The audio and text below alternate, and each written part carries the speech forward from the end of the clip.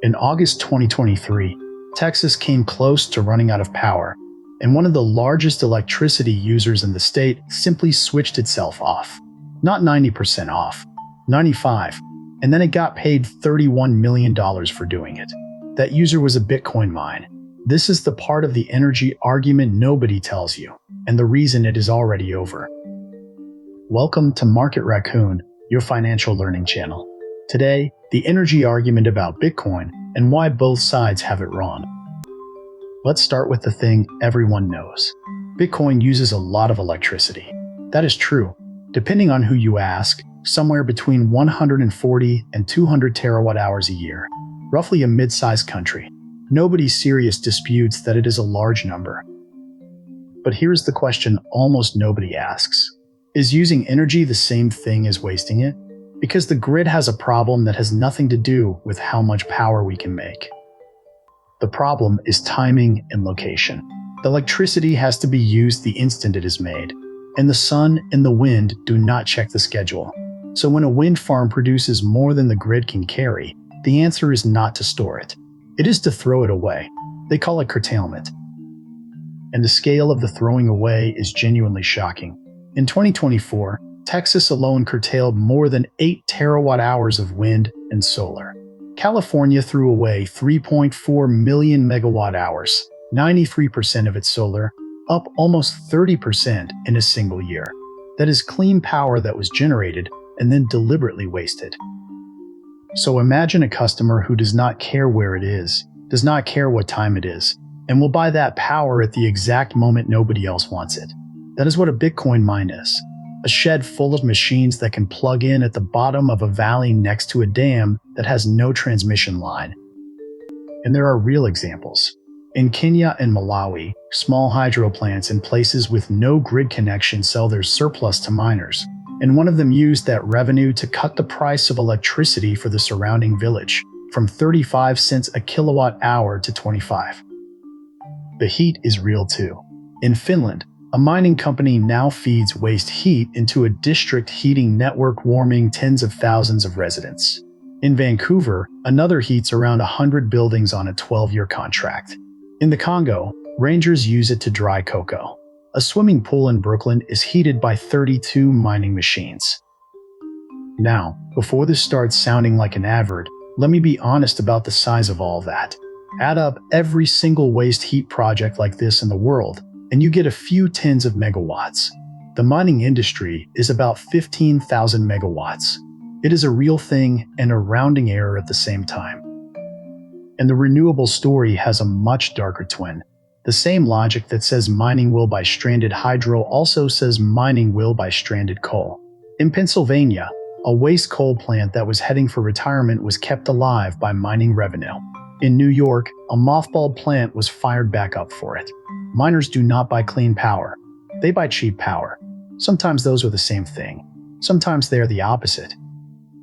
But the strongest argument was never really about renewables. It was about time. A Bitcoin mine can go from full power to nothing in seconds. No warning. No customer to apologize to. No service to keep running. It is the only thing on the grid that can vanish that completely, that fast. And the grid paid for it.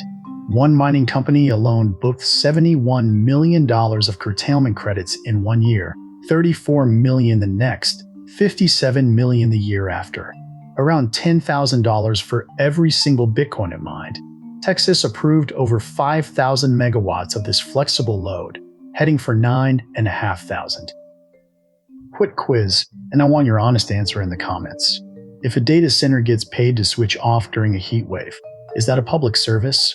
Or is it a subsidy? Hold that thought, because it matters more than it sounds. Because here is where the story turns, and this is the part that is genuinely new. That argument was true, past tense. In the last 18 months, it quietly stopped being true for two completely separate reasons. Reason 1. Artificial intelligence learned to do the same trick. Google now has a full gigawatt of data center demand response under contract. In a real grid emergency in Phoenix, a cluster of AI chips cut its power by a quarter for 3 hours straight, without breaking a single one of its service promises. and that result was published in a peer-reviewed journal. The thing AI supposedly could not do, it did. Reason 2, and this one is almost funny. The miners sold the flexibility. Over $70 billion of contracts, converting mining sites into AI hosting on 10 and 15-year fixed leases. Fixed, as in, cannot switch off.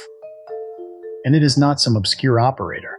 The single site that produced those famous curtailment numbers, the one that shut off 95% of its power in the Texas heat wave, is now leased to a chip company for up to $1 billion. That flexible load is gone. It is a fixed load now. You can see it in the network itself.